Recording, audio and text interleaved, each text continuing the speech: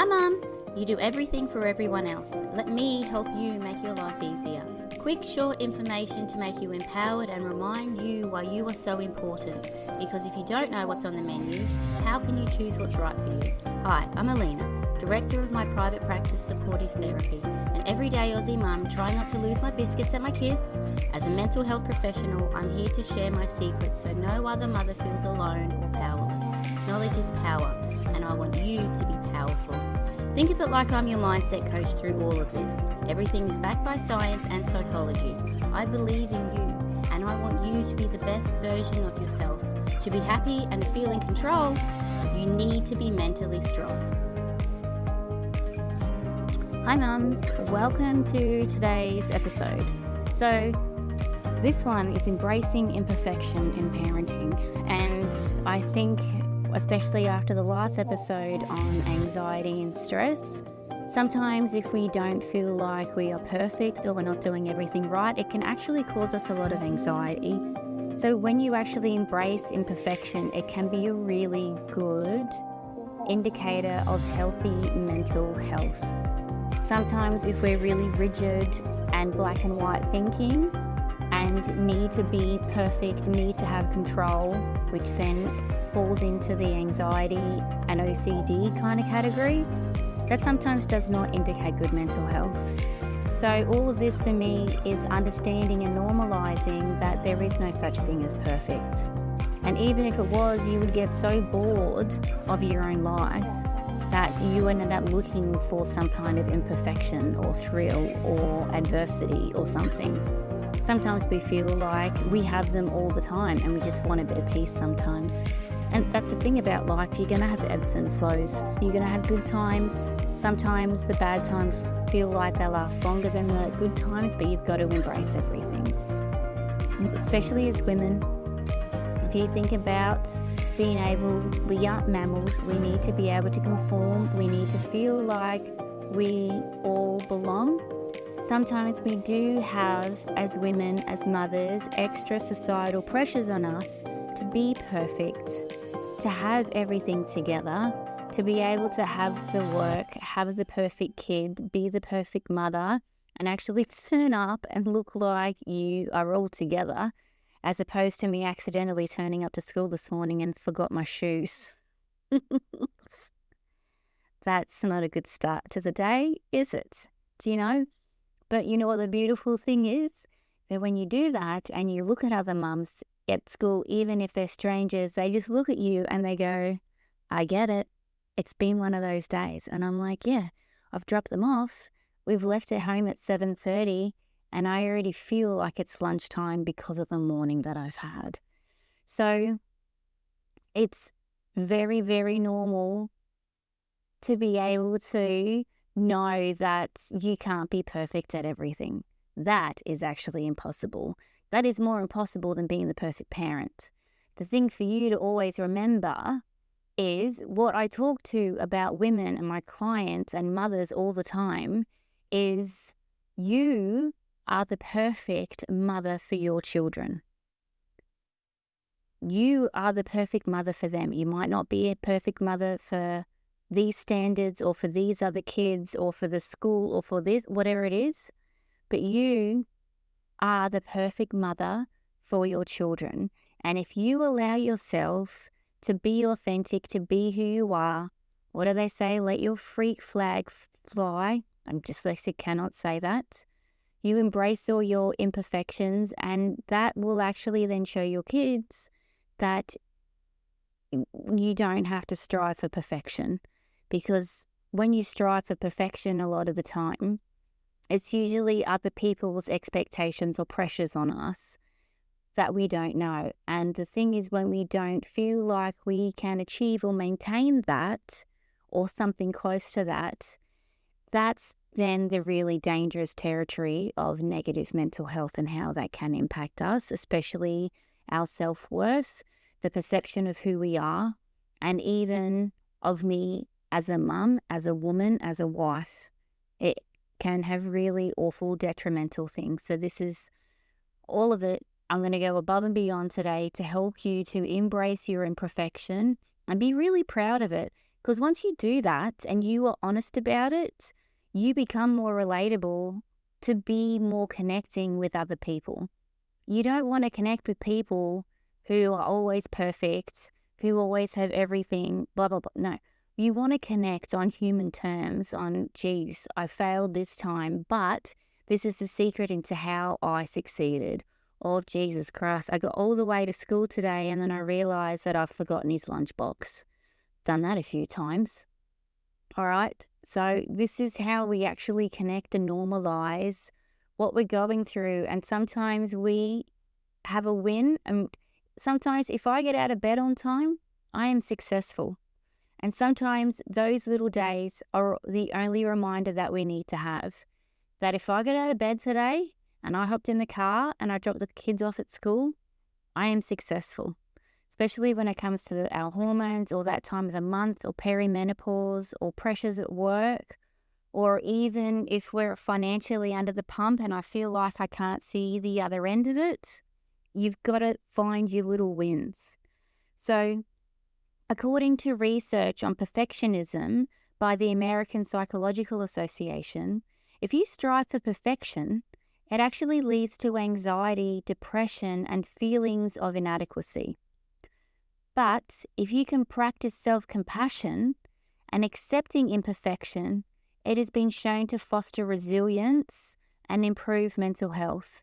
And especially if you've listened to the past couple of episodes, it's all been about resilience, self-care, stress and anxiety, and mental health. Obviously, because I'm a mental health podcast, right? There's also a study from the Journal of Counseling Psychology reveals that mothers who accept their imperfections have lower levels of stress and are better able to model healthy behavior for their children. So the key to that one is self-acceptance. Self-acceptance is that I am who I am. I am really good at these things, but I'm not so good at these things. You can't be perfect at everything at all the time. So knowing as a mother within our society, sometimes we feel like we need to have it all. You know, all the home-cooked food for them, no preservatives, everything organic. No, I don't have time for that. There's this other mum, and she got to the point, I think her kids were neurodiverse, and they were really sensitive to allergies. So she went to every single shopping centre from Woolies, Aldi and Coles in Australia, went to every single thing on the shelves that was in a packet, and she would then write down every packet of food that was either no preservatives or organic. She's called Supermarket Swap. That's the desperation of a mum, not to hand cook everything and to do everything by scratch, but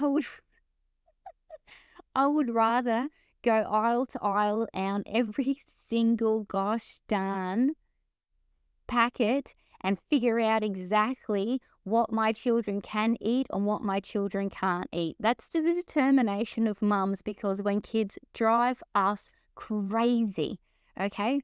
So a huge note on that is that don't reinvent the wheel, especially with AI, ChatGPT, all of this other stuff that's out there. You're able to do this on your own. Listen to my episode of ChatGPT if you're not afraid of that, okay? It will help you normalize who you are to be able to have acceptances for your strengths as well as then accepting your weaknesses, okay? I am a good mum, but I don't like cooking. I used to be a really good cook until I had kids, and I think they just kind of rocked my confidence, and now I don't believe in myself, and everything tastes exactly the same and awful. I do not sew, and there is absolutely no way I'm going to iron. I don't care. If you want your clothes, it's in, if I haven't folded it or you haven't helped me either, it's in a basket and you can go fishing for it. That's okay. I can't do everything, and I have made peace with that. And I've also figured out how to be able to reduce my anxiety in accepting and receiving help from the kids, even when sometimes they make it worse than better. But they need practice too on what needs to be done and how to do it. They're not going to be perfect, because monkey see, monkey do. If you put so much pressure on yourself and yell at yourself because you're failing and you're not perfect, guess what your kids are going to then think that's normal? Then they're going to have those same pressures on them. Life's too short. If you've gone through something in life life's too short, okay? You've got to accept yourself for who you are. And if you can't, you've got to figure out why. You are the matriarch within your family, and you've got to be mentally strong within yourself. And a part of that is to be able to have self-acceptance and self-worth within yourself. And if you haven't got that yet, there's a reason for that. So we need to really, really work on that. That I've said it before, self-compassion exercise. When you make a mistake, practice saying, it's okay, I'm doing my best. Because then at least if you're able to do that, you're acknowledging yourself, you're validating yourself, which actually then is reducing stress and then improves your emotional well-being, okay? You also need a daily win reflection. There was this cute little Instagram post on comedy, and it was this comedian, she's hilarious. And if you hear it, they'll be like, how are you? And she goes, I'm successful, how are you? I woke up today, I'm winning. And sometimes that's my mantra. I am successful, how are you? I woke up today, I'm winning. There was literally a part of my life where I did not think I was going to wake up in the morning. So for that's particularly really important for me to remember that I woke up today. I am winning. Okay? It doesn't matter what happens during the day, but I woke up. That's all that really matters to me at this point in time. That means that I'm a success. That means that I'm still here. It means I'm still fighting. I might have failed in all the tasks that I gave myself today, but you know what? Hopefully there's always tomorrow. And that's what's really, really important for you to put into perspective. So another thing as well, what I said in the beginning is imperfection sharing. Sharing imperfect moments with either friends or a partner every single week, because it brings us together. It actually shows us our vulnerabilities.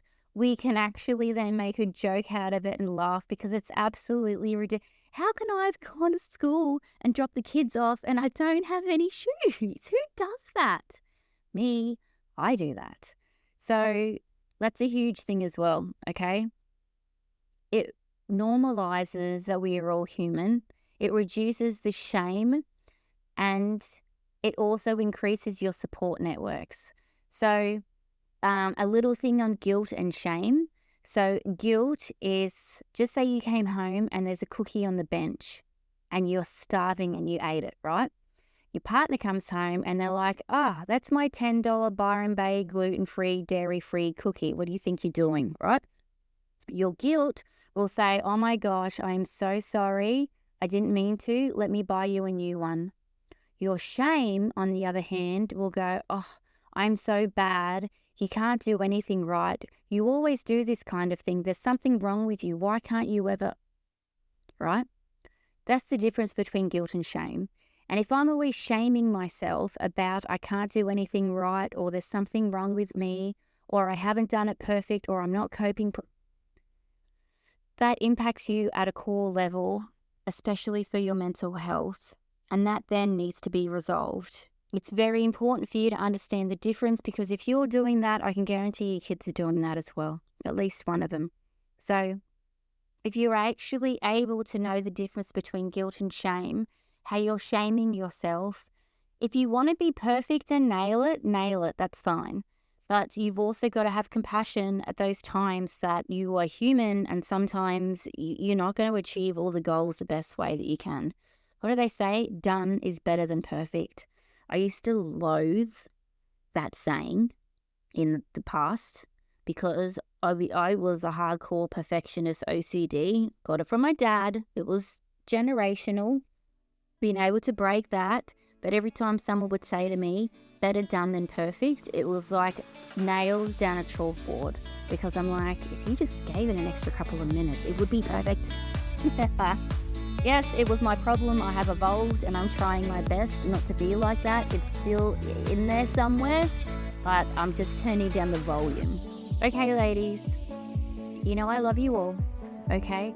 Please see the beauty in imperfection. Make a joke out of it. Be human. Be silly, be ridiculous. Have some mum jokes because mums are way funnier and way better than dads. That was a joke, okay? Because it's notorious for dad jokes. I want mum jokes. I want that to take off because we're really funny, especially for each other and for our besties.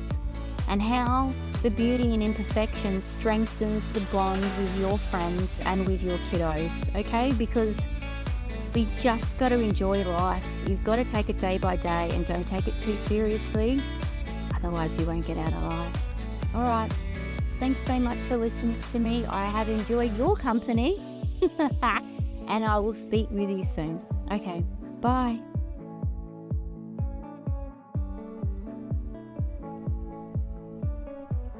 If you are hearing this message, you've listened to the entire episode, and for that, I want to thank you for your support. It takes me hours to research and create this for you, so I genuinely hope you enjoyed it and felt more mentally strong. If you have any suggestions or improvements, let me know because I'm always open for criticisms. If you have found my information useful, please leave a review and subscribe. So by leaving a review, it's a value exchange. It's good karma.